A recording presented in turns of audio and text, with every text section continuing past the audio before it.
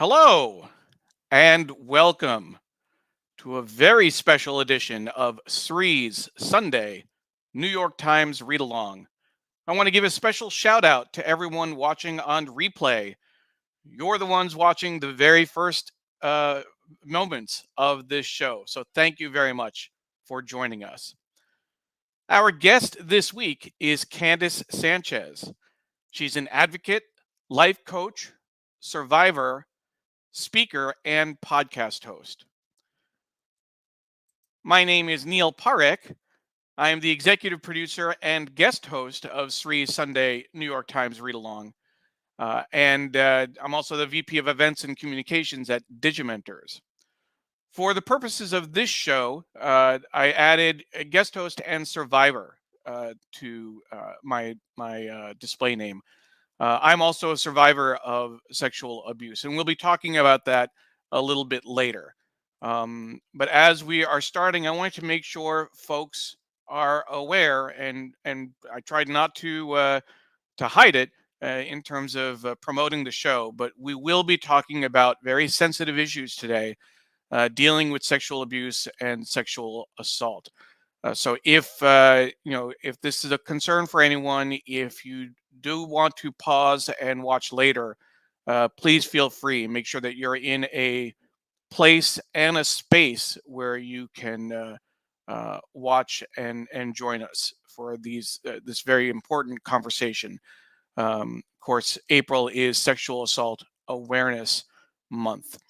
Our guest is Candace Sanchez, and we will bring her on shortly.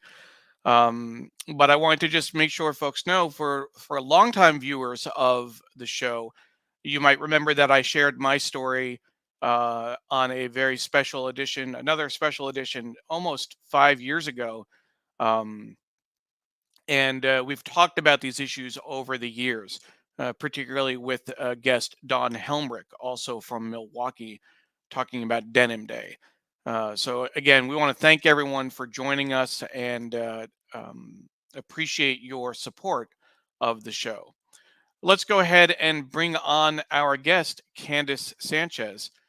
Candace, thank you so Good much for joining us. good morning, everyone. Thank you, Neil, for having me today. I really do appreciate this opportunity on this read along, New York Times read along. So thank you. Thank you. Thank you. Thank you. Absolutely. I should remind folks that we are live on Facebook, Twitter, LinkedIn, YouTube, and our Digimentors website. We're also live on Candace's Unspoken Conversations with Candace Facebook page and her YouTube channel. And I believe she'll be sharing it to her personal page shortly. We're also live on my personal Facebook page. So folks might be watching from all sorts of different places. Candace is in Milwaukee. It's early there. It's 7:30 Central Time. But we do have folks who watch the show even earlier than that, Candace. Our friend Doug Levy joins us from Northern California every week, every Sunday. So thank you, Doug. It's 6:30, sorry, 5:30 local time for him. But he's an old radio guy, so he's used to getting up early, which is great. Good morning, Doug. Thank you for And tuning in. and he's saying this is an important topic today. Thank you, Doug, for that. My mom is watching from Hastings on Hudson, New York. I always say Morning, hi to my Mom. mom Morning, on Mom. Sunday mornings. I joke around, but I want folks to know I do call her during the week sometimes too. This is not the only way that I talk to my mom that I see her. But I do appreciate you watching, Mom, and I've appreciated your support as we've talked about these issues. Um, Jonathan is watching from the East Village. Jonathan, always great to have you. And Naomi Service is watching from a rainy Upper West Side in New York. And she says, thank you for sharing your personal story. It means a lot to countless individuals. Thank you so much, Naomi. I appreciate it. We will be talking about my story, Candace's story, the podcast that has brought us together uh, throughout the first part of this morning's show. Ken Fisher is joining us from Iowa. Ken, thank you for joining us.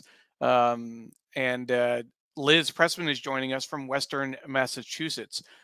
Diane is joining us from Margate, New Jersey. And again, thank you for saying such an important show and so brave of you and of us.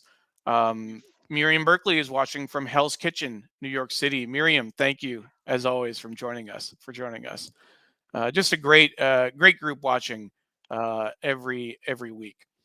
So as I mentioned, what as folks know, there is a podcast that Candace has been hosting for 3 years. It's called Unspoken Conversations with Candace, and you can learn more by looking at her website. Um, and I'm going to bring that up in just a moment. So this is the big reveal for your website. Candace is an author, life coach, motivational speaker, and podcast host. And her podcast is um, Unspoken Conversations with Candace, where they openly talk about taboo topics in order to spark difficult and uncomfortable conversations.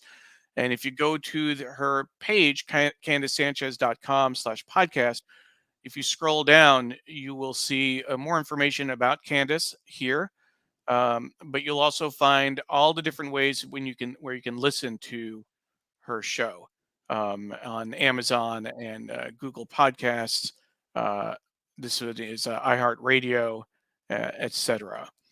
Um, but before we talk about the show itself, I want to let folks know how we got here, how Candace and I met.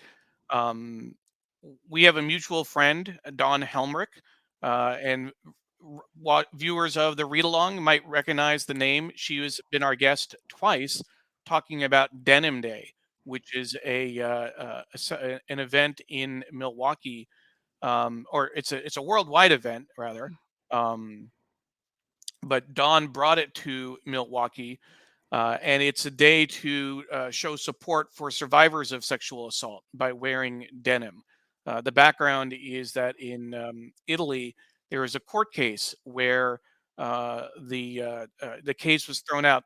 At the lower level, the perpetrator was found guilty, but the Supreme Court threw it out because a woman was wearing tight, skinny jeans, and when he asked her to take them off, she complied. And the Supreme Court, in their wisdom, said that that implied consent. That obviously was not consent. Women legislators wore jeans the next day to show their outrage, and it started a movement. Dawn brought that to Milwaukee. She's a survivor herself. And I've done my part to share that message and to promote that. And last year, for Sexual Assault Awareness Month, um, I was part of a panel discussion for male survivors of sexual assault. So I want to play a clip from that show, and then Candace, I'm going to ask you your thoughts about that. And for folks who are familiar with the show, we will get to the New York Times. We'll do our walkthrough of the New York Times shortly, and but first, I wanted to kind of give this framing so folks have a little bit of background about how Candace and I first got together.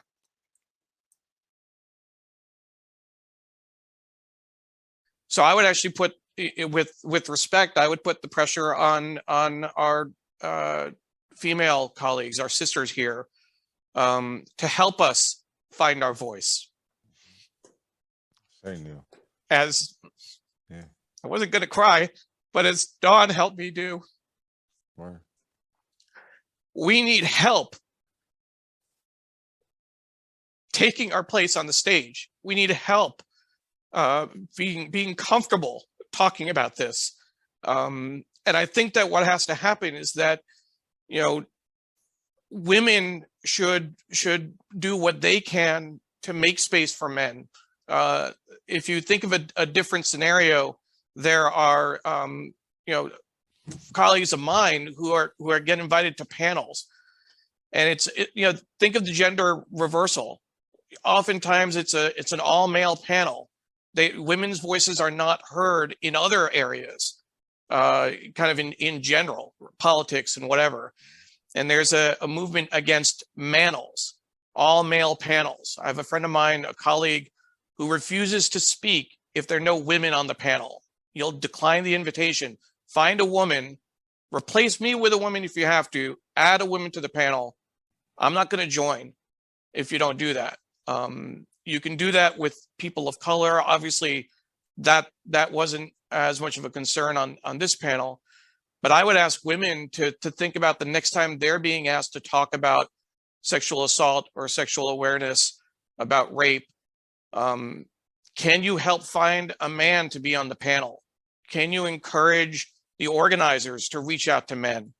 Can you promote men's voices and men's experiences in your writing, in your blog posts, in your podcasts? And I know, folks have already reached out because they want to do that. I think that's how we're going to get there. I don't think men are going to be able to do it alone. We're going to need your help. We're going to need your support, and we're going to need a shoulder to cry on. Andron, you're not the only one that can, feel those, can get those emotions out. And even if people aren't crying, they're hurting inside. And just give them a little time if you have to. They may not be there right away, but I'm sorry, I think the burden's on the women, and we need you. We need you. Well said, Neil. Thank you. And in the interest of time, I'll remind everyone, men and women cry with their chins up and their back straight, with our chins up and our back straight. Candace. Neil, you had me crying. Okay. I was literally bawling, so I am in a space of complete attitude of gratitude. I have been posting attitude of gratitude this whole month of April, because when I think about a year ago where we both were, right? And so at my day job, a meeting got canceled. And because that meeting got canceled, I was able to attend that call you were on. So again, I always also say divine design, right? And so divine design meaning that opportunity, that path opened up for me to attend, because I really wanted to go. I have the fear of missing out, FOMO, a lot, especially during April, Sexual Assault Awareness Month, and stepping into this new role, right? When you put advocate, I'm like, I need to add that to my website. So thank you. And because it has now become a personal responsibility for both of us. It's a personal responsibility. And, I wrote down words. I wrote down when you said sisters, that spoke to me. When you said we need help, that spoke to me. I wrote down make a space for men. And then you called on that. You said, you wanted for a whole, and then I just said, I can do better than that. I'm going to do a whole season for men. And I was in that chat blowing you up already, emailing you already. You were. And I just remember, I'm not going to lie, a couple days prior to that, I had done a recording with the male survivor, and I had kind of thought about co-host. And so the seed was already kind of in my brain, and somehow doing this effort more. I wanted more men to come on my show in season 1, season 2, and then have this whole season be dedicated.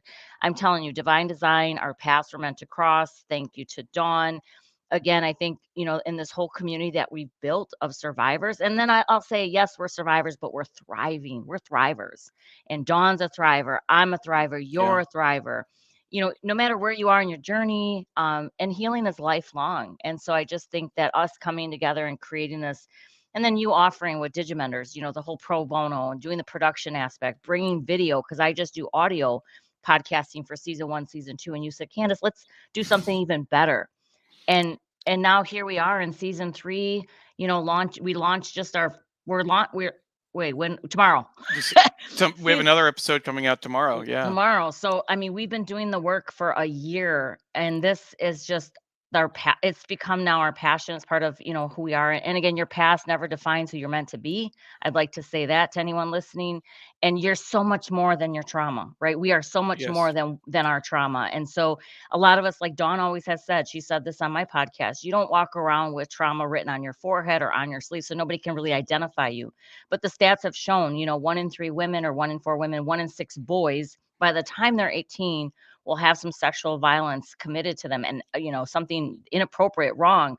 And those are for the ones that report. I never Yeah. reported, you never reported. So again, this work and what we're doing is very important. And so thank you again for having that call of action, because I feel like I've answered the call, and I'm so honored and humbled to be able to do so. Thank you, Candace. And as I mentioned, for folks who may be joining us late, I'm probably going to run this a few times during the show, because I want to be sensitive to folks out there. We are going to be talking about some sensitive issues, making reference to sexual assault and sexual abuse.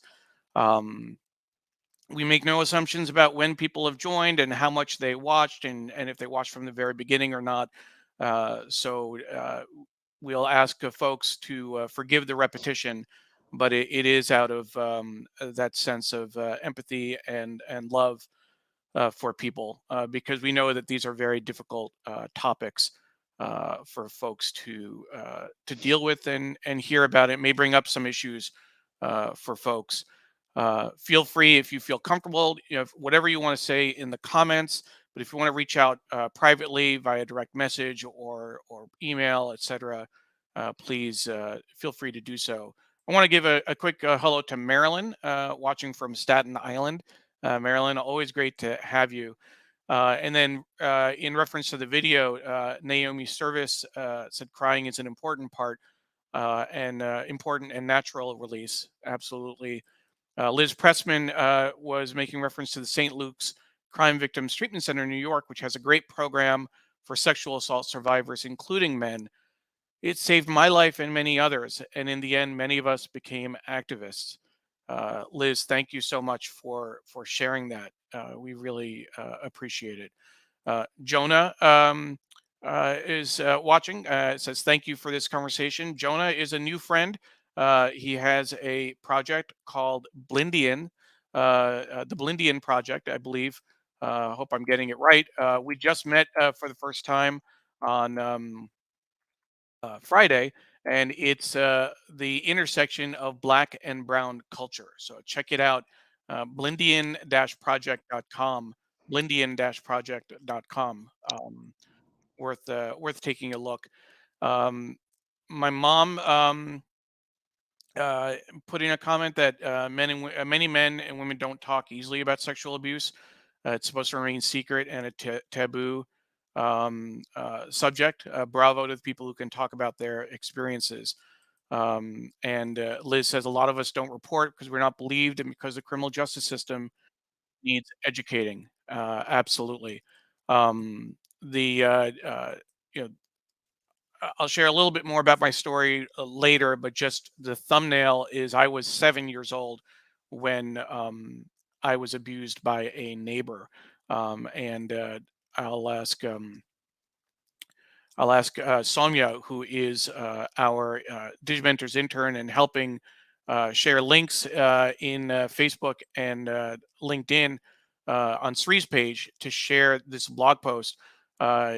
It's where I first shared my story ahead of the first episode of Candace podcast. So you can find it on my website, neilparekh.org/unspoken, and I'll put that on the um, uh, screen. You can go to neilparekh.org/unspoken to find not just this blog post, but other blog posts I've written and the other episodes that we've done. So I certainly encourage you to check that out if you have the chance. So Candace, what as you know, what we want to do is to talk about the work that we're doing together. We also want to talk about the newspaper, the New York Times. So we're going to take a quick moment and walk through the paper for folks who are joining us for the newspaper, walk through the different sections, and then we'll come back to our conversation. And we'll be asking Candace why she's wearing teal today, because there's a special reason behind that. And there's a special event coming up next week that I'll be going out to Milwaukee for. So stay tuned for that. Before we and then we'll jump into the paper, and Jonah confirmed that it was correct. It was the Blindian project that he is a part of. So let's go ahead and take a look at the front page of each of the sections of the paper, just to give you that tour. And then, like I said, we'll come back to this conversation with Candace. My name is Neil Parekh, and I am the guest host and executive producer for Sri's Sunday New York Times Read Along. I am also a survivor of sexual assault and abuse. The newspaper, which is our usual space this morning on Sunday mornings. The front page, the display story is striving for normalcy as bombs continue to fall.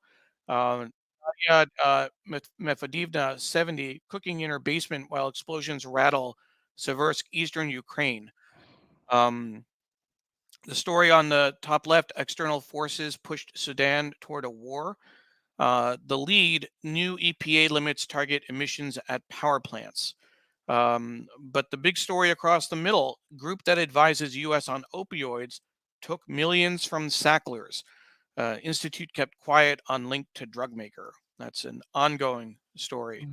There's a special section in today's paper. We'll just fold it like this so you have a little bit more of a sense of what we're talking about. 100 best restaurants in New York City. So foodies will want to check that out. Alumnus fights diversity effort from the inside. Bert Ellis, with 2 degrees from the University of Virginia, is a loyal alumnus. He has donated more than $10 million to his alma mater and even co-owns a campus hangout, The Spot. He's a critic of diversity, and he has now joined the board of trustees.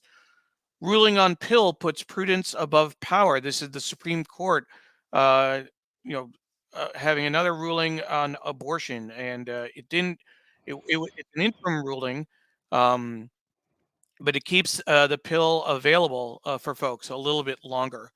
In California, Uncle Fuzzy and the gang scoop up flood gold. This is about all the rains in California, making it, almost like another gold rush out there. So that's something to keep an eye on. Everything is just all about the people, Neil. Like, impact to people. Just every article, just the impact to people. You're right.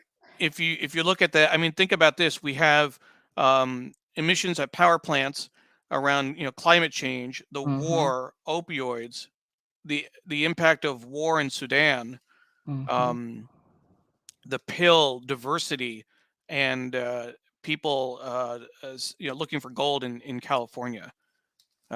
Great perspective there, Candace. That's not something we've actually looked at often in terms of what the mix of stories are and kind of where people are centered. So thank you for pointing that out. Here's this special section, 100 best restaurants in New York City. It's a nice tabloid section, and I have. It's been a long time since I lived in New York. I'd be curious if folks who live there have been to any of these. We'll flip through it a little bit later in the show, but keep an eye out for that. Neil, you'll have to bring that with you next week. My daughter's going to New York in the fall, so I would really? Yes, and so maybe she can check out some of those restaurants. I will make it a point to bring it out. T Magazine. We don't usually spend a lot of time with T Magazine, but this issue is very interesting. The headline, which you can't read: 40 legendary female artists and the younger women who remind them why they make art. And this headline: this woman's work. There's 6 different covers for this magazine. This one features Joan Baez and Lana Del Rey, which is really interesting. And we'll take a look at this a little bit later. The Sunday business section. So when they do the display photo and it's a full page photo, you don't always know what the article is about when you're looking just above the fold. It looks like some kind of looks like some kind of technology involved. The headline, and I'm going to again fold it right, not at the fold. The crypto detectives are cleaning up. Tracking the flow of funds has become big business around cryptocurrency. The bottom article, America's inflation anti-hero gets a makeover. Arthur Burns, a Fed chair in the 70s, was widely blamed, some say wrongly. That's the business section. Sunday styles, again, not sure what this article is about yet, but below the fold, all for the love of Taylor Swift. Are you a Swiftie, Candace? I love Taylor Swift. I love her music. I will say that. And I know a good friends of mine actually went to her concert. Like they found tickets at a great price and it was a big deal. So all those Swiftie fans, she's a big deal. She's a Wow. big deal Yeah. to a Oh, lot she of people. certainly is. She certainly is. All for the love of Taylor Swift. Long waits and rain didn't keep fans in Florida from seeking Eras Tour goods. So we'll take a look at that a little bit later. I might have to bring the whole paper to you. You might have to, because yeah, I might have to give that to somebody. They might like that article. Right. Sunday opinion: to be human is to contain plastic. That's interesting. Maybe this has been our fate all along, to achieve final communion with our own garbage. Where are they going with this? Oh my goodness. And no other clues at the bottom of the page, but just an interesting graphic. And I'll try again. Sometimes it's hard to show the full image, but this is a outline of a human head with Legos and plastic hangers, plastic forks, and plastic cups, and all sorts of things inside. That's I mean, very- I would guess it's related to how maybe wasteful we are, or just a perspective of material things don't really matter and how we're messing up the world with our environment. I don't know. So many things. we're gonna find out. This is an interesting article in Arts and Leisure. A contested cup, an ancient artifact, took 16 years to rebuild. Was it skill or scheming? To show you what it looks like. This is some of the fragments of pottery that were fitted together over the years to recreate a Greek kylix. Investigators seized the antique Greek drinking cup from the Metropolitan Museum of Art last year. The cup, which is estimated to be about 2,500 years old and is valued at more than $1 million, was declared to be the product of looting. That's a whole issue in the art world around provenance of various pieces. You know, whether it's Greek or Roman, India, Latin America, South Asia, Africa, a lot of pieces are being returned because of the way they were stolen. The last two sections, the book review, Hell on the High Seas, Disaster and Disease, Plague the Wager, David Grand's tale of an 18th century shipwreck. And the New York Times Magazine, which will be interesting for a lot of our viewers. What was Twitter anyway? And it's showing a little nest with one blue feather, but a lot of junk, some cigarette butts, a straw, bottle cap opener tab, and looks like gum as well. Twitter has definitely become a dumpster fire over the last few months. Sri's most recent newsletter, and we'll share that a little bit later, is about Elon Musk and what he's done with Twitter and how he's effectively ruined it. So we will definitely share that a little bit later as well. But for now, we'll go back. That's a bit of a preview of what's to come in the newspaper. And we will return to our conversation with Candace Sanchez. Candace, as I mentioned right before looking at the paper, is wearing teal today. And it's, we want to ask her about that. And we want to put up this page for Hope Shining Blue, supporting survivors of sexual and domestic violence. So Candace, why the teal?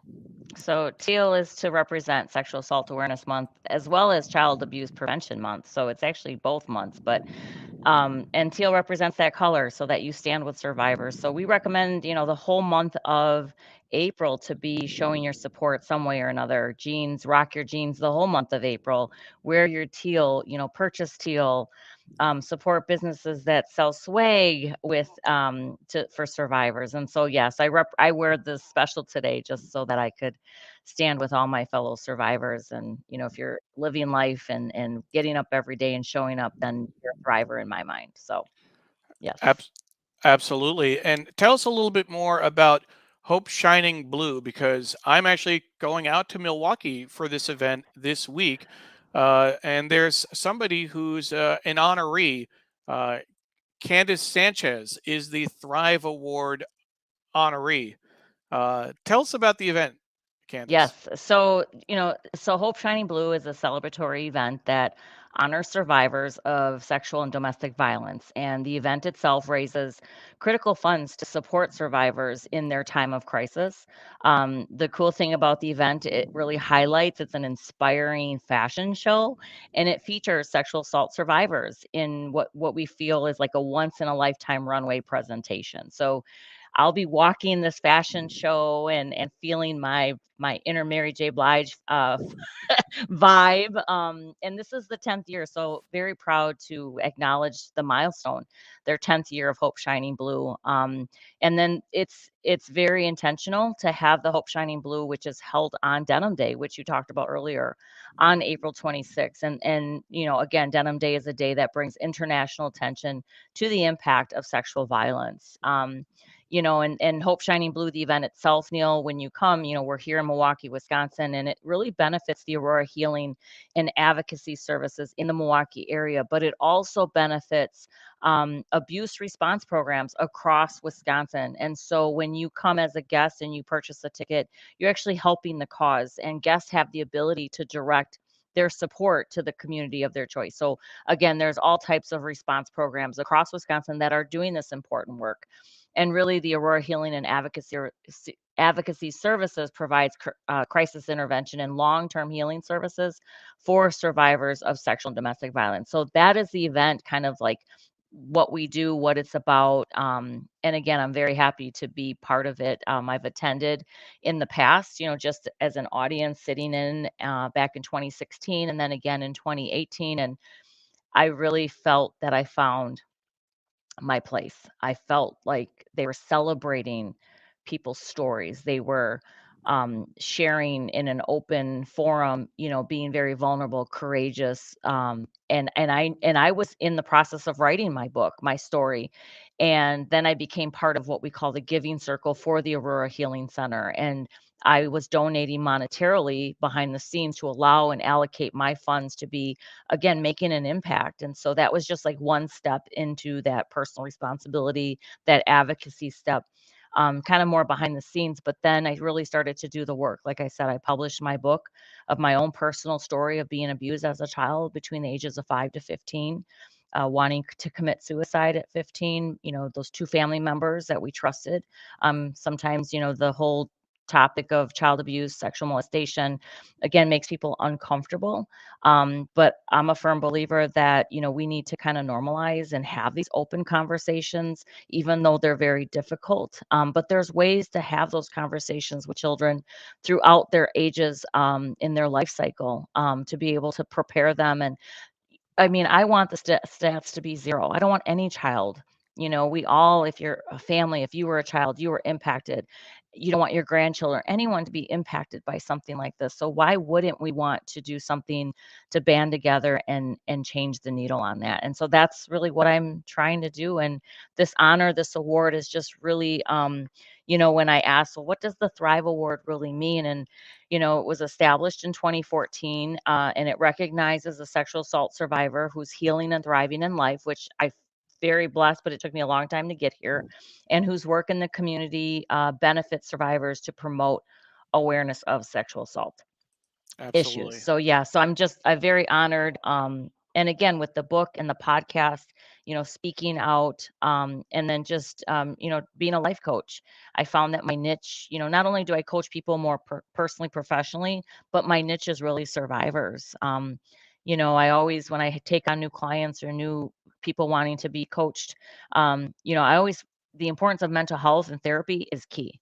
That was part of what I did to make sure I did the work first before I became a life coach. I always tell everybody I'm not a therapist. I can't, I'm not going to diagnose you, but I know what it's like to be in that seat.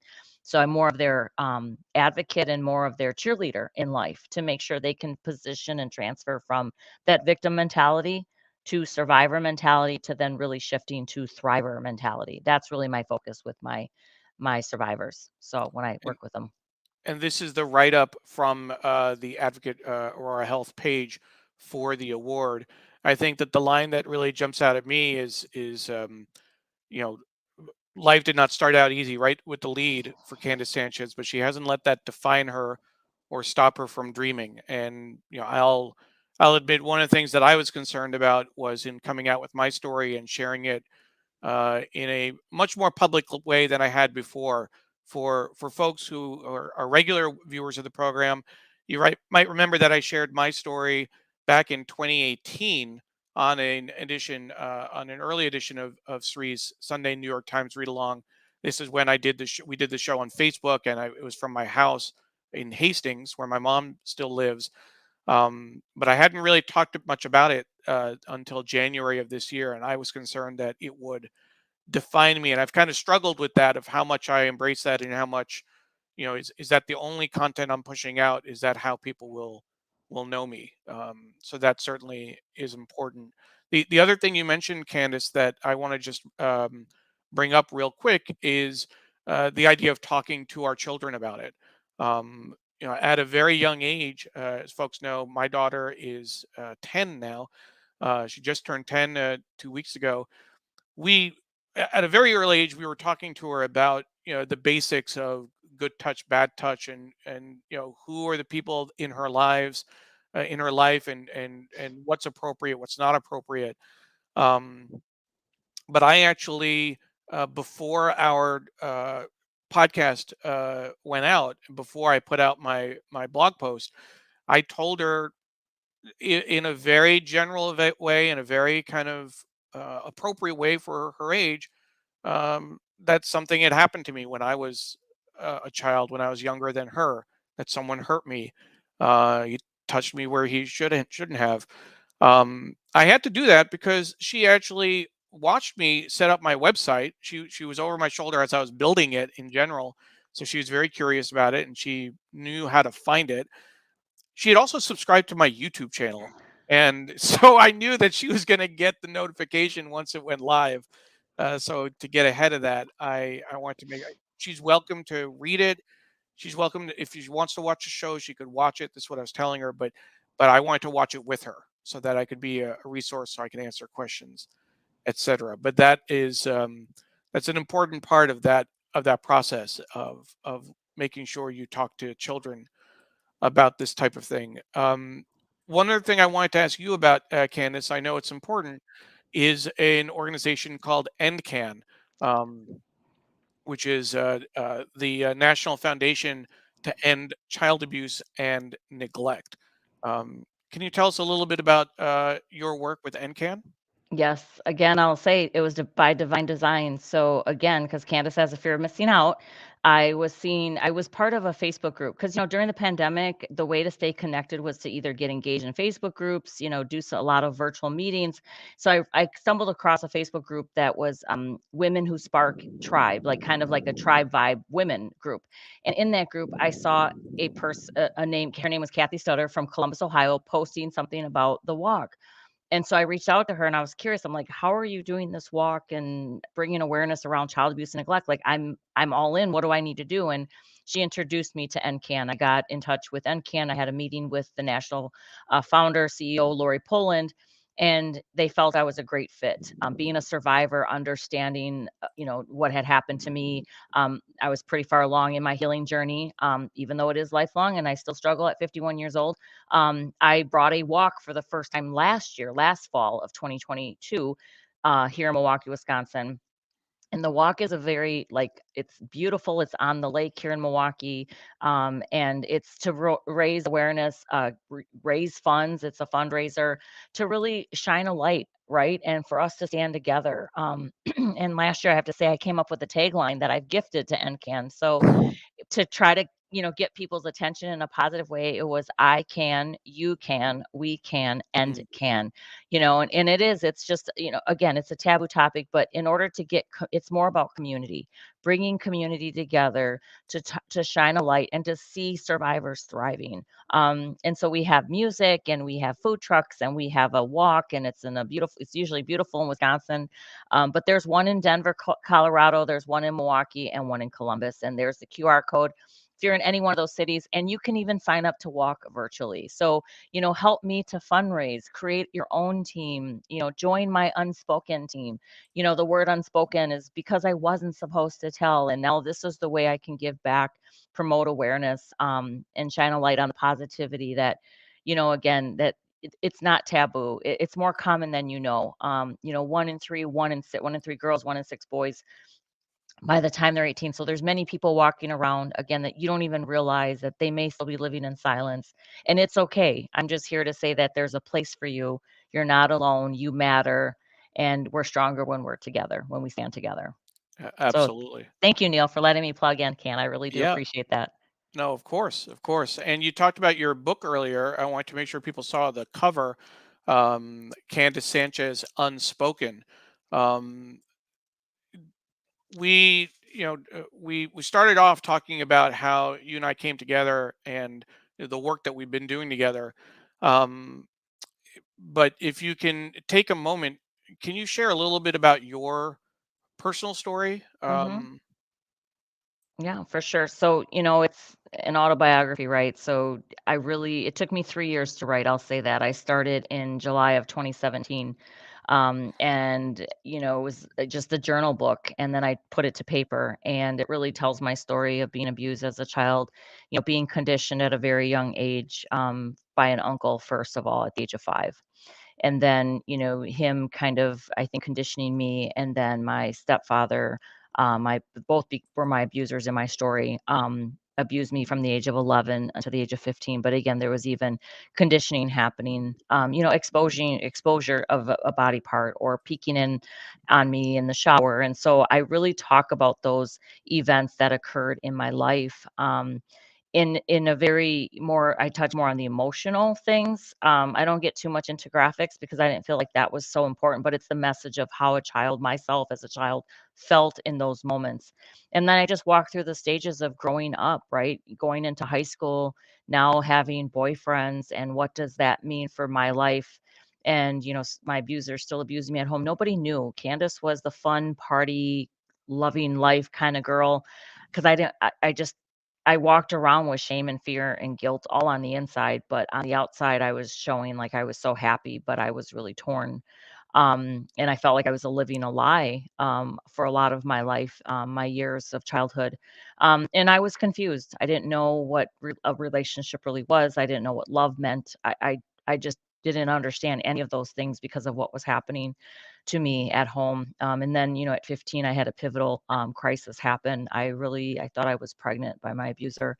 And so that was just very, traumatic for me.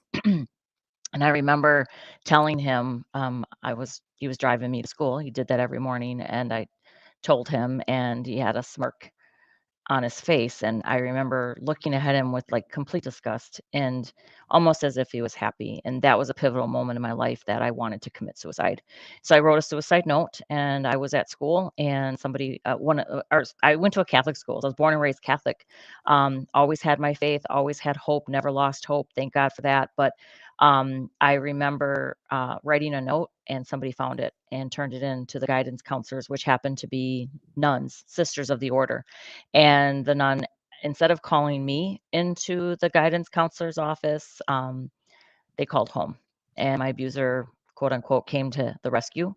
And they called me to the guidance counselor's office. And I remember sitting there outside of the office, hearing him with the door shut, claiming to God, why would, and I just sat there just like dumbfounded, going, why?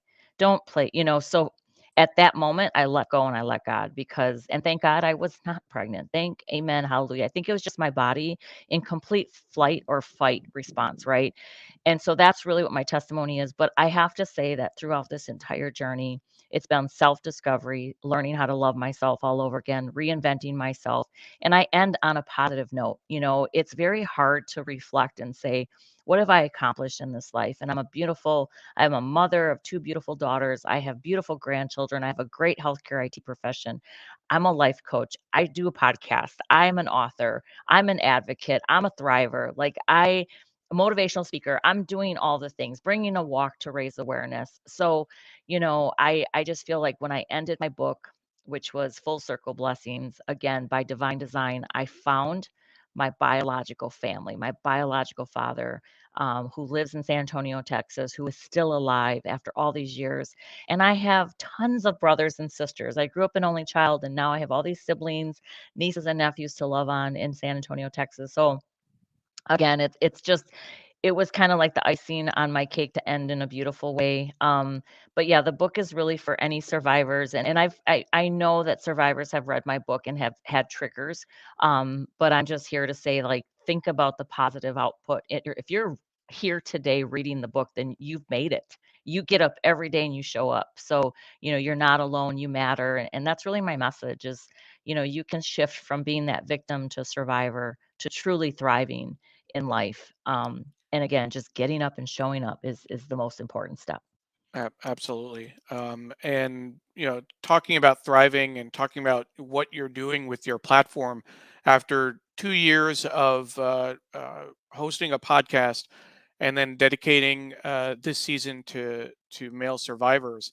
I my kind of in jest, my joke is that even if we don't have anyone watching the episodes, Candace, it's been an incredible journey for me. It's been an incredible learning experience for me talking with other survivors. We've had these are some of the video versions of what we've done. I was the first guest back in January. We had Kenneth Rogers in February, Nathan Spiteri in March. We have another episode dropping on Monday with Callan Hardy, our fourth episode. The interesting thing to note for folks, and you can find all of the videos on my website, Neil Parekh .org/unspoken. But the interesting thing, just so folks understand the back end a little bit, is we've been working on this almost since April of last year when we first connected, and we started, talking about the show, talking about how we'd structure it, lining up guests. We actually did my interview and Kenneth's interviews in October, so we're like several months ahead. We just recorded an episode that is going to be airing in June, in 2 months. So it's an incredible process and an incredible on the production side. Uh, as Candace mentioned, she had been doing an audio podcast for 2 years, interviewing people. And when we got together, I said, "Hey, let's do what we do with the read along. Let's make this a video thing." And it's allowed us to get guests from England, from all over, and hopefully get a wider audience as well. It's a different. We record this. Digimentors is doing this pro bono, as Candace mentioned earlier. So I want to thank Sri and the rest of our team. We're using our tools and our platform to help promote it. It's obviously my time behind it. It's a passion project, but they were fully supportive of doing that. So I really want to thank my colleagues for their space around that. Um, One thing I wanted to share with folks is uh, this blog post. So I mentioned that I shared my story, journey of healing and discovery, which really walked through my experience and included the promo for the show, included pictures from Denim Day at United Way, which I helped promote while I was there. The call to action, the video that we watched in the beginning of this episode, and then an article that was in the Milwaukee Journal Sentinel. This was the first time I'd seen my story in print, so to speak, print online. But this was, I mean, everything was accurate. Everything uh, was on the money. The way they led the article, Neil Parekh was 7. He was home alone. His older neighbor came over and suggested they work on a Cub Scout project in the basement. The two went downstairs and the neighbor sexually abused him. I had no idea what was going on, Parekh said. And to read those words, really, that was something. And so then this is a promo for the show as well. But the main one thing I wanted to share with folks is this post that I wrote later as a follow-up about a month later. And some of the folks watching will might see themselves. I was so moved, I was so overwhelmed by the positive response to my blog post and to the interview, that I wrote a follow-up post featuring all of the comments that people had made, including this one from Dawn, you know, thinking of telling you how proud I am of you. Um, Messages from Jane and Lene. Jane was a college friend of mine. Lene is from Seattle. My mom wrote a long comment on Facebook. Uh, Pam's friends from high school, of a college friend's mother, Esther Goldstein, my sister, um, my cousins, Devin Parekh, who's a former guest on the show, uh, my and godfather to my daughter Emily. Um, Again, Pam's sister, friend from college, from high school, Sunny Slaughter, a former guest on the show. High school friends of mine, my best friend John Bernstein, cousins. I mean, just the list is on and on. Our neighbor in Hastings, Callan Hardy, who is one of our interview guests, um, and that was just on Facebook. On Instagram, Laura Silverman, who is a viewer of the show. Libby Copeland was a former guest. Therese Steiner, Michelle, Paula Kiger. These are just the ones that I captured in the first few weeks after the show came out. And that's part of what I want to say, Tim Sohn. Um, for people who have a story to tell, this could be. Candace commented on my Facebook, on my LinkedIn post. Um, you can get this kind of response. There are people out there who will be supportive of your story. Um, Ron Frick is a former United Way colleague, as is Jess Sanders. Honda was an intern there. Suzanne Vogt was my trainer in Seattle. So many people came out that I hadn't even spoken to in years. And this does not include all the personal messages that I received, all the emails and the phone calls, the text messages. It's just it was overwhelming, and I want to kind of share this with you to let you know that this is what you can see. Stefan Kaplan on Twitter as well. And that's what we build. We build, our allies, we build a community. This is what we're building. And, when I think about all those comments, like, I just want to say thank you again. You're being brave, courageous, you're stepping out, speaking out. And that's just that first step, right? And it gets easier every time you do it. And, of course, it's never easy to talk about the trauma, but you just don't know who's listening. Yeah. You don't know whose life you're going to change. And that's what this is all about. We just saved one person's life from wanting to commit suicide or wanting to do drugs again, or even I'll speak to the ones that are being the abusers. Like, obviously they might have experienced trauma that was never addressed, and it's not an excuse and it's not okay, but we're saying that you can get help and you can stop the abuse to whoever it is that you're harming. There is a way to heal for you too, because there's those layers. I think people become a product of their environment. And so because that's what they were used to, or that's what they experienced, or they're angry and they got to take it out, like that's the other side of the coin, right? Sure. So I think it's just to be all inclusive, to say that there is help for everybody. abuser and the ones that are being abused. And there's not a lot of statistics around that, but I know that they say usually the ones that do harm, and when I think about the ones that harm me, they were from the same family. So you wonder, like, what happened to them? So I've always wondered that. And I know we talk a lot about forgiveness on our show, on the podcast. And so, I did get a I'm sorry, and not everybody gets that. And Wow. there is a lot of there's a lot of power when you can forgive yourself first, because Sure. it wasn't your fault.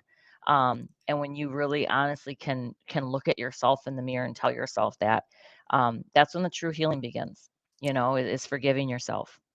I want to bring in a few more comments. Pradnya is watching from Silver Spring, Maryland, which is close to where I am in Springfield, Virginia. Thank you for lifting up this topic. And Naomi had said earlier, we can never undo the trauma inflicted, but it doesn't define us. And thank you, Naomi. Certainly agree with that. My mom thanks you, Candace, for motivating so many survivors, and Thank you. you're courageous and gutsy. You're a courageous and gutsy woman. Mhm. She's proud of you. Mary Thank you, Curtis. Mom. Mary Curtis, a former guest on our show. This is such an important, essential show. Thank you, Mary. Appreciate your support and your support of the work that we do, and not just with the read along, but with everything else as well. Um, Please follow Mary on social. She's a columnist for Roll Call and a commentator based out of Charlotte, North Carolina. John Laxmi is watching as well. Keep up the good work, both of you. All the best. John, thank you. John is a longtime board member for the South Asian Journalists Association and has his own podcast called the J&J Pod that he it's a conversation between him and his son, John Laxmi, and Jonathan Laxmi. So check that out. They've had some great episodes as well. Um, and my mom has a final thought. We're helping male sexual survivors speak up about their experiences. Many men have put this under the rug, and that's unfortunately so true. And it's just hard, as I said in that opening video. It's hard for men, hard enough for men to talk about it. We need a little help, we need a little support in doing it. And Candace, you stepped up in such an incredible way to help me and others tell our story. So I can't thank you enough. And again, for anyone who wants to reach out privately, please feel free to do so. We're more than happy to help, to listen, to do anything we can. Doug is sharing that. I really admire the bravery we're both showing. So thank you, Doug. You can learn more about our stories on our websites. Candace's website is CandaceSanchez.com. And you can find my website, neilparekh.org. And if you go to neilparekh.org/unspoken, you'll find specifics about this topic. And Neil, I have to say that the podcast for the male survivors is doing very well. I reached 3,000 downloads. My podcast Wow. is fairly new. So my podcast was launched in June of 2021. So I'm almost 2 years old. And to be at that stage, getting, and I know, like, it's all about, I care about more quality than quantity, right? I know the content, like you said, I know we're building something that's going to Yeah. be of value, whether it's 5 years from now or 10 years from now. And even after I feel like I'm set and I'm done, I'm gone, like, this is going to be out there for other generations. And to me, that's where the true impact happens, right? Where we leave a legacy behind. And I really think that I'm so grateful to Digimentors, to you, Neil, for coming, again, pro bono and doing this important work alongside me. So thank you. Truly appreciate everything. Thank So you. grateful. Attitude of gratitude. Attitude of gratitude. Absolutely. So with that, it's 9:30. We're going to switch gears and go and talk about the New York Times. As folks know, this is how we manage our show. We do a first portion of our conversation talking with our guest about their project or their career, what their contributions are. This was a little bit different. It was Candace and I both sharing our stories and the work that we're doing together. Um, but now we're going to switch gears and talk about the newspaper. And as we went through the front page sections earlier, we'll go through the rest of the sections, and Candace will jump in as she was earlier. And if we have time, we'll make it a point, hopefully, to end with the poem in the New York Times Magazine. That's something that we haven't always had time to do, but we will make it a point to do that today. So thank you again for joining us. If you just joined us, or if you joined us halfway through, you can always watch from the beginning after the show is over. You can watch on all of our channels on Facebook, Twitter, LinkedIn, YouTube, and our Digimentors website. We're also live on my Facebook page and on Candace's Facebook and YouTube channels. So I will turn my attention to the paper, and let's see what's in the news this week, Candace. We talked about the front page. One of the things that we want to do is to look at the inside of the A-book. We actually had a guest on our show, Megan DeTrolio, at the end of um, December. They redesigned the pages A2 and A3 um, to give more space, in part to this column, which is my favorite: the story behind the story, creativity backward and forward in time. And I shared the T Magazine cover earlier. T Magazine's culture issue explores the free-flowing creativity between female artists.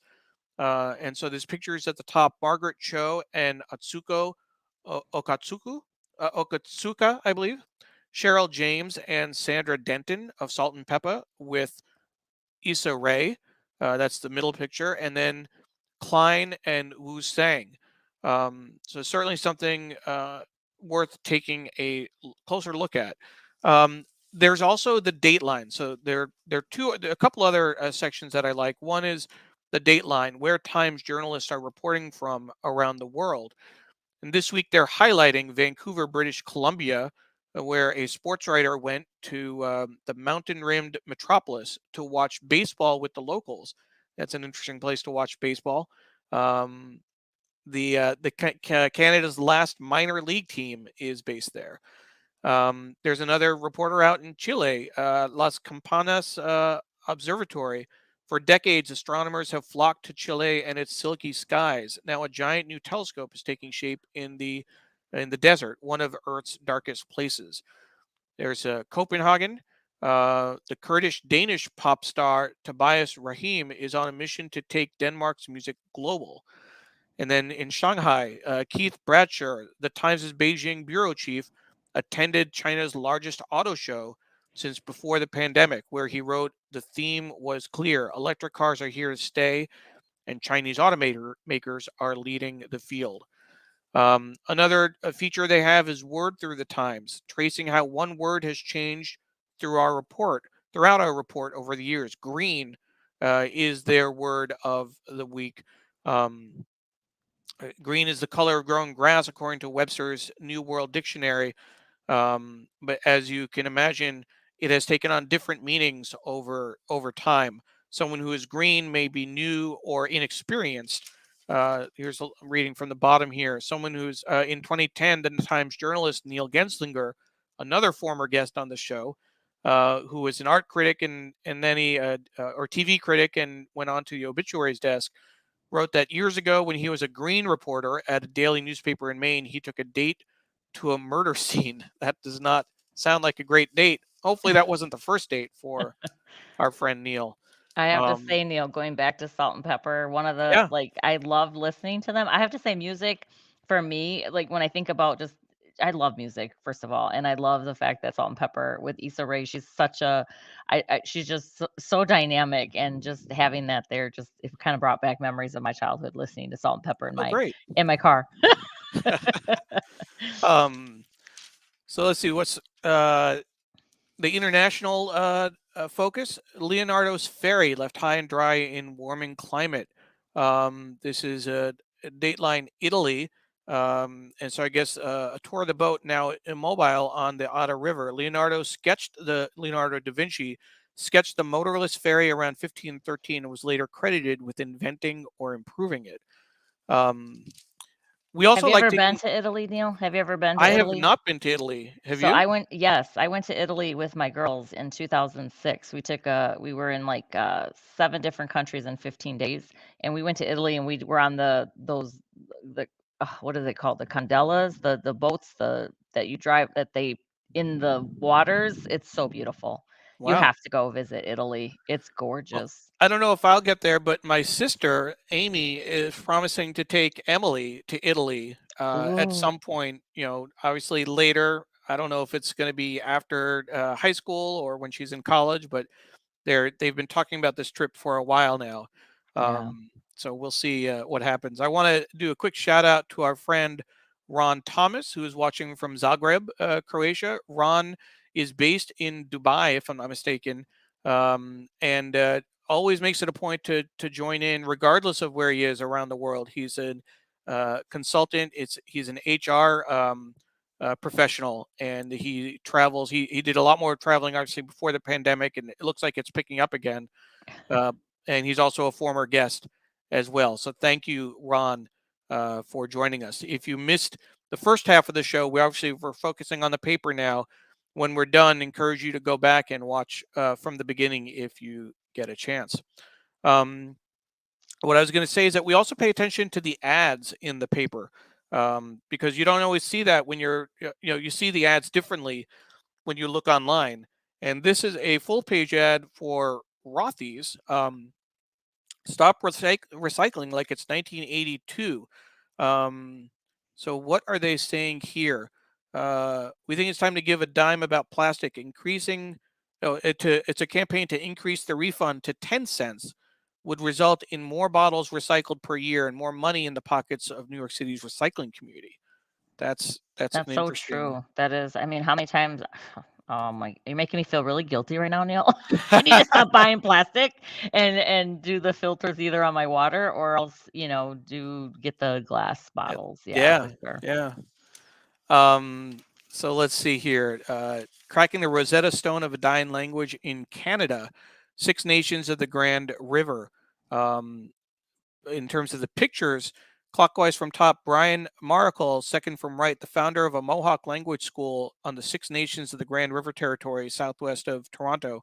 A workbook outlining translations over here, and then Hole Hill, the executive administrator of the school, working on Mohawk grammar. A novel way to teach Mohawk emerges from bits of paper. There's this ad about what does natural gas have to do with food prices more than you think. A Japanese ship torpedoed in 42 is found. That's interesting. More than Wow. 1,000 POWs, most of them Australian, died in the U.S. attack. That Wow. must have been something. Um, Can you imagine all if they found any artifacts or just, you know what I mean? You just never know what stays when they find something like that, what they discover, yeah, it just reminds me of like the whole Titanic when you watch the Titanic and oh yeah, they found the blue diamond. But it just makes me think about those people and those belongings and what they had with them. absolutely, absolutely. This is a full page ad for a movie, Slava Ukraini. That's my guess on the pronunciation. It's a film by Bernard Henri Levy. May 4th at 6 p.m., a solidarity screening at UN headquarters in New York City. And it's open to the public. Hmm. So let's see what else is here. This is more on Ukraine and the trouble in Sudan. I know one of my Um, sorority sisters went and did like a mission in Ukraine, took things over there for them, what they needed, and oh wow. I donated for her cause. Yeah. This is in the national section of New York's food scraps get digested, in quotes, to make gas for homes. Someone was having fun with that headline. Let's take another look at that, right? New York food scraps get digested to make gas for homes. Now, yes, I have a 5-year-old sense of humor, but How can you not have fun with that headline, Mm. right? Mm-hmm. This is a case of the ugly sweater and a stolen clay thumb. Oh, this is about the terracotta warriors, which were buried in China's with China's first emperor more than 2,000 years ago. I remember seeing something about this where something was missing. If a 24-year-old shoe salesman slips away from a science museum's ugly sweater party and breaks into a closed exhibition of terracotta warriors, it is entirely possible that nothing bad will happen. Or you could steal a warrior's thumb. Can you imagine breaking off a thumb on a display like that? Like, why? What is the intent? What do you gain from doing that? I don't understand. Yeah. More on DeSantis and Trump. I really don't want to spend time talking about that. New EPA limits target carbon emissions at existing power plants.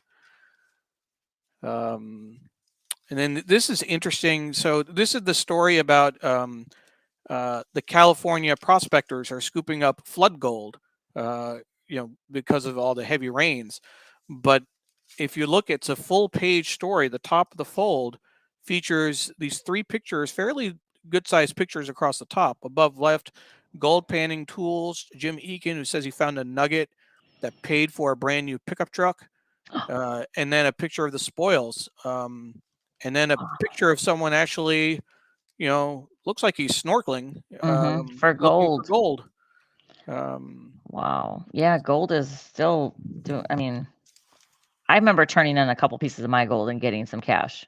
It Gold? was Oh, you mean turning gold, not like turning panning for gold? no, not no, just like going to the jewelry store and Yeah, because yeah. you either had a snake in it or I couldn't whatever with the gold and yeah. So here's this article: Virginia alumni resist new diversity efforts. This was someone who is a major donor to UVA, University of Virginia, and now is on the board. One of the things that we didn't talk about, Candace, is your work with Por la Gente Oh, in yes. Racine, right? Racine. Can you tell us a little bit about Por la Gente, and I'll Yeah. bring up Yeah, Por their la work. Gente. Yeah, so we are a nonprofit organization based out of Racine, Wisconsin, which is my hometown. And it was founded primarily by a group of Hispanic men that came together and they excelled on the softball diamond. And so there was about 11 men that formed this organization and family, community, they would go to tournaments and they ended up winning tournaments because they played well on the softball diamond. And so instead of taking their earnings and celebrating at a local pub, they wanted to do something to give back to the community. So then they founded the scholarship program, and so they now award scholarships. So we have fundraising events, we do softball tournaments, basketball tournaments, golf outings, trivia nights, we do community outreach, and we award scholarships to students of Hispanic heritage background in different dollar amounts. So we have community partners that come, families in memory of their loved ones that have passed on, and promote scholarships in their name. So we do scholarship applications between November to February, March, and then we award between March and April. And so we just recently awarded some scholars. We had our panel discussion. I'll make a shout out to Mrs. Ramos. She was the very first sponsor of the softball team way back when. But this is some of the past recipients. We're very proud of our recipients. I have to say that our current president, Jeremy Chavez, I'm the vice president, but he was a former recipient of the Oh, scholarship. really? So Oh, he I didn't know came that. back. He came back and he's an attorney at law. So he's giving back to this nonprofit by, not only being an attorney, making sure we have our laws in order, bylaws, and we're doing what we need to, but he's actually now the president. And Jeremy has been a member for quite a long time. So yeah, so we're, very proud of all the work. We've been around for 40 plus years. And it's amazing work. Again, it's a little bit old. I'm older than the organization, but I remember growing up and hearing about the Por la Gente team. And then my daughter's grandfather is one of the founding members. So I have a tie to the organization. So Yeah, so I'm very proud of this organization and the work that they're doing. So on top of all the other hats that I wear, I do a lot of service, community service, that really kind of align. And when they see someone like me, right, a person of color, woman in IT, doing all these community things, telling my story, it just allows for me and my community to represent that, you can thrive in life and be the best version of yourself. So. Absolutely. And again, doing these sports tournaments, softball, golf, bowling, etc., raising money for scholarships. Just great work that you're doing. So, in that context, I wanted to ask you about this story on diversity. Mhm. In with within the college system. Um, without having read it, just in general, there's been a lot of debate around diversity efforts around college admissions. You're doing scholarships for the Latino community there, Mhm. to help give people some of the resources they need to go to school. What are your thoughts on admissions policies Yeah, I mean, in that as whole far as discussion? I remember going to college and from my experience, having a great experience with college advisors, sitting with me. So I never felt like they were discriminating towards me, but I know like we need to make sure we're raising that number. We need to make sure it's fair and equitable for everybody to go to college. I mean, even just again from what they have eligible for scholarships, for funding. A lot of these students, they still have to take out loans. They still have to, find a way, a means. They're still working and going to college. So a lot of times they can't be full time. They got to be part time and work to fund their college. So I think just to making sure that it's all fair, it's equitable, that the laws or whatever guidelines, principles are equitable for all. I mean, that's really my blanket statement to say we all deserve this education path if that's what they choose. I also will promote not only the college institutions, but getting into the trades are just as important as a college education. I know for me, like I felt like I couldn't preach college to my girls, if I didn't go to college myself. So as a mother, it was very important for me. But again, like, my children, one graduated, one did not, but that doesn't mean that that's anything less. It just means they had a different path of life. And so it's just to be supportive. But again, I think my blanket statement is I just want to make sure it's equitable for all. And if this person is resisting because maybe they're not meeting the needs, or maybe there's a reason why he's either found out information or they've proven that they're not being allowing students of color to come in, then we need to make sure we're addressing that and speaking out, right? And so him standing firm and making sure that those efforts are happening, and that they resolve them quickly. And I can't read the font, but I would love to read the article in more detail.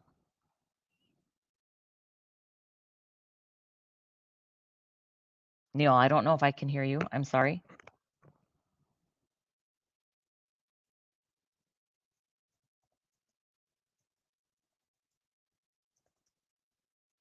Sorry about that. Lost my volume for a second. I was saying that this alumni is actually against those diversity efforts in at the University Against. of Virginia, Okay. right? So Got it. the challenge is the attacks. This is from the article. Attacks on DEI come at a crucial point. The Supreme Court is expected to rule in the next few months against race-conscious affirmative action. At Virginia, where admissions is highly competitive, such a ruling could radically lower the number of Black students, who currently make up about 7% of the undergraduates, an increase of more than 200 Black students in 2015. Depending on the reach of the court's ruling, DEI programs could become more crucial in attracting and retaining Black and Hispanic students.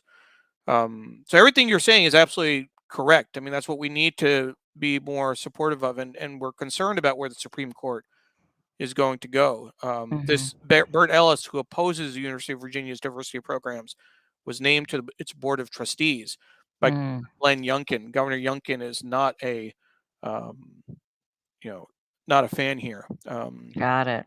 Yeah, it's But hard to read the small font, but no, just, no, no, yeah. not a problem at all. So moving through. Um, We have other articles. This is about the Sacklers and opioid. The Tennessee legislature. Um, That opioid, that's a big deal. I mean, I've had some friends with their children that have, died from an Really? overdose.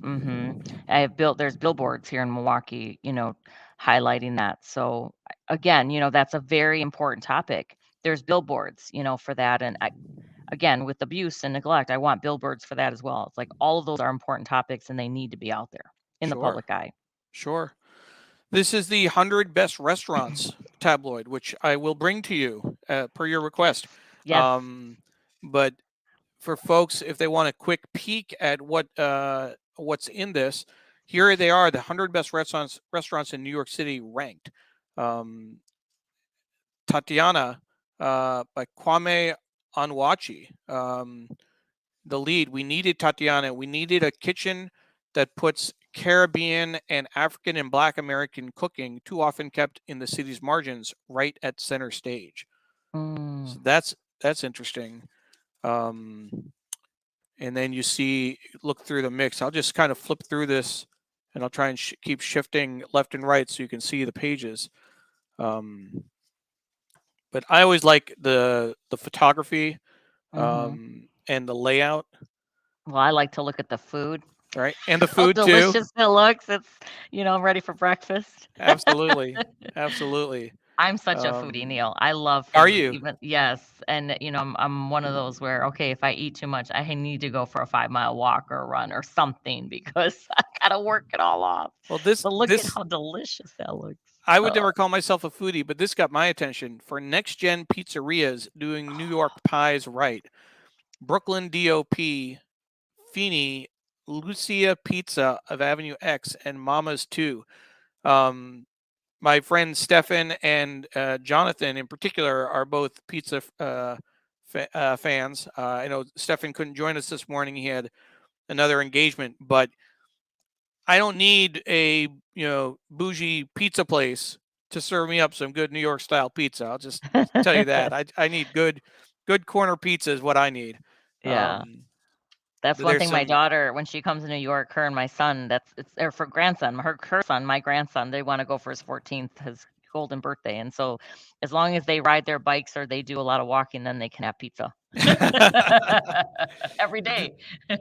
This gives you a sense of what the section looks like. Ada Indian Canteen. Much of the restaurant business is governed by fear, and when a chef leaves that fear behind, amazing things can happen. Ada is where Chintan Pandya started cooking like a man with nothing to lose. Very interesting. So it's some interesting writing here as well, which is good. So definitely should check this out. And then this T magazine, this culture issue we talked about earlier, right? I wanted to point out, and I actually flipped through it earlier, right before the show started. It's the first. This is their T magazine, but it's 60 pages of ads. No, 44 pages of ads before you get to the table of contents. I had to bookmark it so I could find it. But it's really interesting. The inside, they have who inspires the women of tea, our staff on the female artists they look up to, which is a nice feature. And then they show the 6 different covers that they chose. Mothers and daughters, a whole section here, legends and heirs, which is what they were focusing on with the covers. And also in tribute, 5 visual artists make portraits for tea of the late great women who inspired them, who've inspired them. We don't usually spend a lot of time with Tea magazine, but I thought that was worth well, and I even a think quick too, moment. as we're preparing to go into Mother's Day, right? I'm sure it's kind of a tribute to the women. I think that's Neil. You can bring that too. You can just bring the whole paper. My bag's getting heavier. Your bag's getting, or you can ship it to me. I'll pay for shipping. No. I'll bring it. I do want to make a point of jumping ahead. Well, we did talk about. We wanted to figure out what this plastics article was. Yes. So let's see here. What is this about plastics as we look for? Here we go. So it's a 2-page spread. You can't see the full piece of it, but what are the plastic particles in our bodies doing to us? There is plastic in our bodies. It's in our lungs, in our bowels, and in the blood that pulses through us. We can't see it, we can't feel it, but it's there. It's there in the water we drink, the food we eat, and even the air we breathe. We don't know yet what it's doing to us because we have only quite recently become aware of its presence. But since we have learned of it, it has become a source of profound and multifarious cultural anxiety. Whoa, this is going to take some time to figure out. Like, Wow. bits of water bottles, tires, polystyrene packaging, micro beads from cosmetics is washing through us and causing no particular harm. And I have to say, I did recently in the last 2 years, right during the pandemic, I switched my whole skincare product stuff to go to be more organic and like natural based because I felt I was doing my research and I was reading up on what was in the products that I was using, and it wasn't good for it wasn't good. And so I Yeah, switched. And so I'm starting to do more work. But again, I think they even talk about the shampoos and the body soaps and the lotions that we put, like just the consistencies and how things aren't really regulated. How, like in Europe, they have a lot of different stuff on their shelf compared to how here. And I only know that because having to shop there when I ran out of deodorant or when I ran out of lotion, the yeah, it's very different. Very different. it's great. This is something definitely needs a little bit more time to Mhm. fully understand. But this also, it's a huge article. About 2/3 of the page, and I'll show you the bottom half as well. The graphics go all the way to the bottom. All these different plastics. They're certainly making a point with the graphic. Mhm. Mhm. Um, so I want to set that aside, and then I want to get to the magazine. Um, what was Twitter anyway? It looks like a very interesting story, and I'm going to jump ahead to page 20. Whoop, not all the way to the back. Let's see here.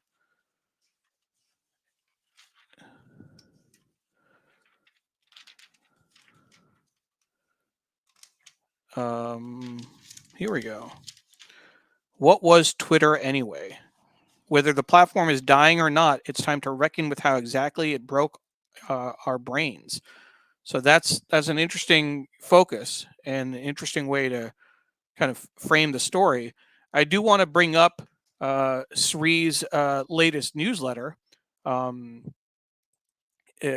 Sri does a newsletter called Sri's Sunday Note, and his most recent uh, edition, and you can find it at srinet.substack.com, and we'll put that link for you right here. That in for you, srinet.substack.com. Give me one moment. There we go. So you can check out his newsletter, but it's all about Elon Musk, the boss baby, assessing where we are and where we go from here. And the basic idea, Twitter certainly wasn't perfect, but in this article, Sri talks about all the ways that Elon Musk is ruining Twitter, and shares this tweet from Carl Bode and this thread from Mike Murphy. It's certainly worth checking out if you are interested in Twitter, interested in where it's going. In the newsletter, he also has a message from our sponsor, Armory Square Ventures. They have a Armory Square Prize for South Asian Literature in Translation that they've selected the finalists for. And then our friend Robert Anthony offers a tech tip, a Digimentors tech tip in each issue. So certainly encourage you to check it out. srinet.substack.com. Srinet.substack.com. His most recent one is on the boss baby, Elon Musk. And this is what we were looking at in terms of Twitter, as far as the dumpster fire that Twitter is, and the New York Times Magazine focusing on it. So let's just take a look at where they go. So they have an interesting interesting design element where they highlight the and a. What exactly I've been doing here for the last decade. The Nick Twitter, not sure what that's going to, but certainly worth taking a look at. So this is the New I York don't Times use Magazine. Twitter. I don't use Twitter as much as like I think when it first came out, I think I used it a lot more, but then I just kind of just lost, other than what we post for different messages, Neil, with Sure, the podcast or even with NCAN or anything I'm doing. But yeah, I don't use it as often as I used to. sure. And I want to sneak in a comment going back to the 100 best restaurants. Our friend Naomi Service mentioned that take that off. Mama's That too. Mama's 2 is ultimate deliciousness. Angry Nana is death by pizza, but worth it. Oh, okay. So we may need to check that out. And your daughter might need to check that out when she's in New York. Yes. But wanted to share that. So one of the things that we do, what we'll do is we will end with the poem. And then as we're doing that, Candace, I'm going to take you off screen for a moment, make a few announcements, and then ask you for a tip for journalists. And this could be, for writers. It could be for anyone trying to cover issues related to sexual abuse and assault, how to interview people, anything you can think of in terms of advice to people, either writers or journalists would be great. So let's go ahead and take a look at the poem. It's on page 10. Now, one of the things that Sri has always said is that a poem should be read by the author because they know the where the emphasis should be and how to actually convey the meaning of it. It should never be read blind or cold, but we do it anyway because we want to celebrate poetry. So we'll do that, and we'll ask people to forgive us. And I'll move these sections off so we can focus on this. So the poem is Louis Friedman's "I Want Something Other Than Time." Is one of dozens of poems with the same title, published in his book of the same name. In the forthcoming special edition, each poem is styled in the same arched shape, which bears the trace of its initial composition by hand in a curved diagonal in the poet's notebooks. Each poem also has a metaphysical fixation, performing a sticky reckoning with questions of being and time enacted in language that travels swiftly and surprisingly between the casual and the philosophical. In this iteration, it is the question of death and its seemingly indefatigable forces, the death guise, that is met with the sweet bewilderment of a poet. So we will check that out. I Want Something Other Than Time by Louis Friedman. There's no victory over death, guys. The death guys free themselves, making themselves uncategorizable again and again. The end an elastic dominion. Artifice for us. I was recruited to be a poet, but our world, one of indefinite centers, has all the imitation, gnosis, and intermediaries it could burn, even this exceptional fatigue. Whatever, there being no splice to disclose us further, we still need private languages to bear eros into touch, to pass ourselves into attunement, to pass an imminent sonorous things, to pass as imminent sonorous things. The sun, you say, remains unintelligible. I'm like ditto the parent. All these alchemical codes inscribing us to live by thoughts to scale time.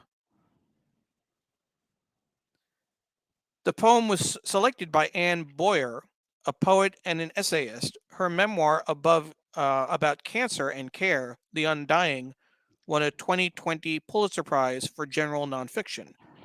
Louis Friedman is a poet who currently lives in Tulsa, Oklahoma. His recent books include I Want Something Other Than Time and Residual Synonyms for the Name of God. That's this week's poem.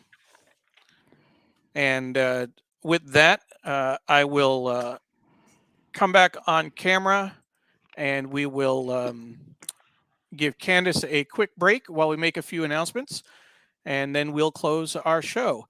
Again, my name is Neil Parekh. I'm the executive producer and guest host of Sri's Sunday New York Times Read Along. Thank you for spending your Sunday morning with us. Or if you're watching it on replay, thank you for watching our replay and making it to the very end. We want to make it a point to thank and recognize our full production team. Of course, you see Sri and myself on camera. But Soumya is our producer. She's adding links and comments in Facebook and LinkedIn, in Sri's Facebook and LinkedIn pages. So Soumya, thank you very much for your support. We also want to thank Muckrack, our longtime sponsor of Sri's Sunday New York Times Read Along. Thank you so much for your support and for everything that you do. The show is produced by Digimentors. In addition to producing events and digital programs, we also do social and digital marketing, strategic communications, trainings, and workshops. And we also help with staffing and recruiting. And as we mentioned earlier, we are also producing season 3 of Candace's podcast, Unspoken, Conversations with Candace. Finally, we want to thank Local Connection. The Center for Cooperative Media at Montclair State University brings you the Local Connection newsletter. Each week, it offers story ideas and pro tips for journalists. Best of all, it's free. You can subscribe at bit.ly/local news tips. bit.ly/local news tips. And with that, we'll bring back Candace for a pro tip of her own. And full disclosure, I didn't give her much warning that she'd be sharing a pro tip. So thank you, Candace, for playing along and being flexible as we do stuff with this. And then we'll share some final thoughts before we go.